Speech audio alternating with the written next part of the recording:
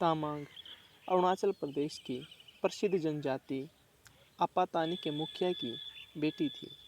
देखने में गोरी गोरी हंसती आंखों वाली तामांग के सुनहरे बालों को देखकर जनजाति के लोग उसे सूरज देवता की बेटी मानते थे। तामांग गायन नृत्य के साथ साथ हथकरघे पर वस्त्र बनाने में भी बहुत निपुण थी। इसलिए उसका पिता डोनिगर्थ अपनी इकलौती बेटी का डिंगसिल, आचू आबियो या ट्यूबो लियोबा जैसे देवपुरुषों में से किसी एक से विवाह करके धन कमाना चाहता था। उनकी जनजाति का यही रिवाज था कि लड़के वाले लड़की के पिता को लड़की ब्याहने के लिए धन देते थे। उस दिन अरुणाचल प्रदेश की जनजातियों में महिलाओं के लिए हथकरघे के वस्त्र बनाने की प्रतियोगिता हुई और उसके बाद पुरुषों के लिए तीर कमान की प्रतियोगिता हुई। हर वर्ष की तरह तामांग को प्रथम पुरस्कार मिला। इस वर्ष तो तामांग ने कमाल कर दिया था। आकाश से नीले रंग की रेशमी शाल पर चांद, सूरज और तारे सफ़ेद, सुनहरे, लाल और गुलाबी रंग में बुने थे। चारों तरफ नक्षत्रों की झालर बुनकर शॉल को सजाया था। विश्वास ही नहीं होता था कि यह बुनी हुई शॉल है।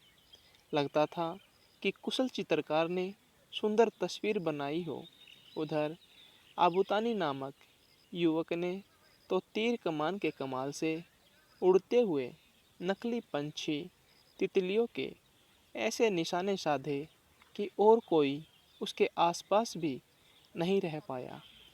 प्रतियोगिता के बाद हुए नृत्य में तामांग और आबूतानी पहली बार मिले और पहली मुलाकात में ही एक दूसरे को चाहने लगे।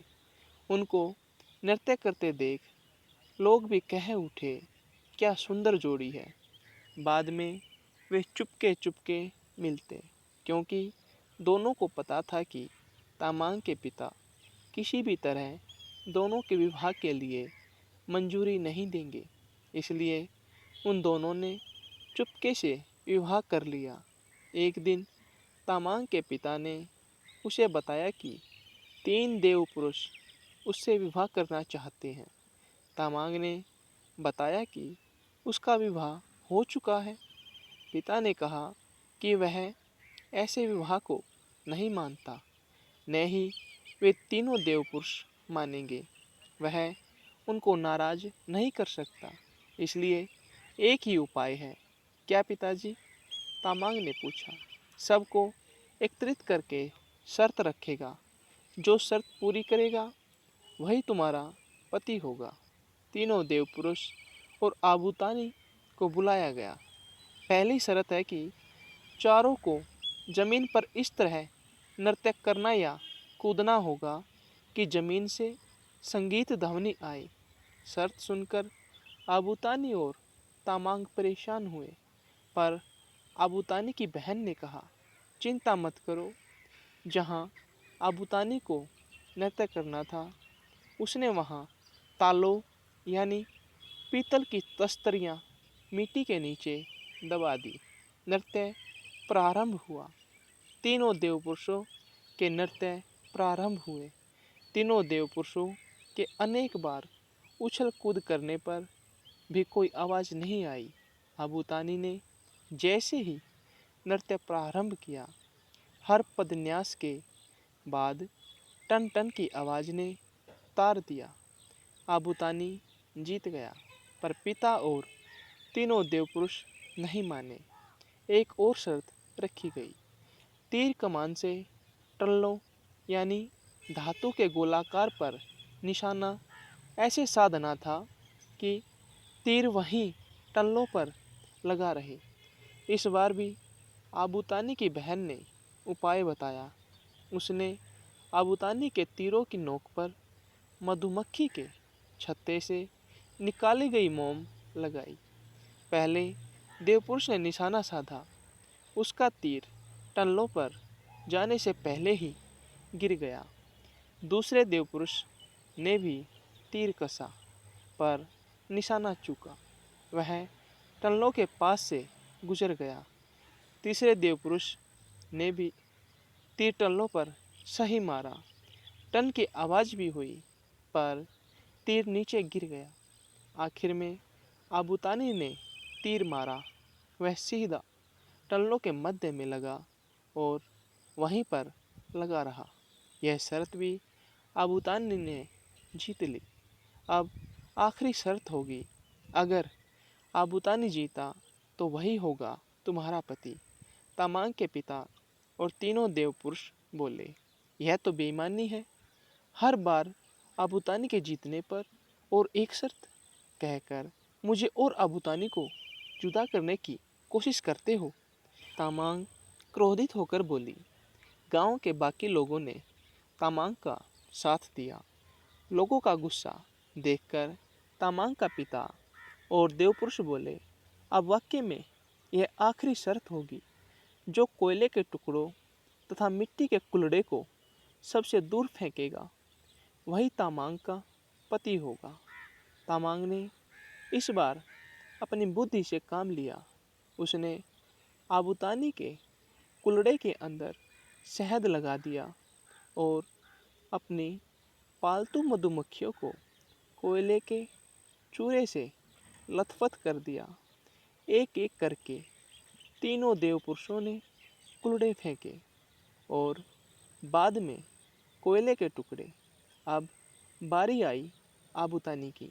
उसने पूरे जोर से मिट्टी का कुल्हड़ा दूर फेंका, जो तीनों के कुल्हड़ों से अधिक दूर गिरा। फिर उसने मधुमक्खियों को मुट्ठी में पकड़कर हवा में फेंका। शहद की खुशबू से कुल्हड़े तक पहुंची, जबकि देवपुरुषों के कोयले के टुकड़े उनके कुल्हड़ों तक भी नहीं गए। लोगों ने आबूतानी की जय जयकार की। कल सुबह इसी जगह तामांग का विवाह मैं आबूतानी से रचाऊंगा। सब लोग निमंत्रित हैं।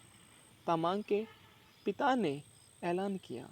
सुबह दुल्हन के वेश में तामांग जब मैदान में पहुंची तब हैरान हो गई।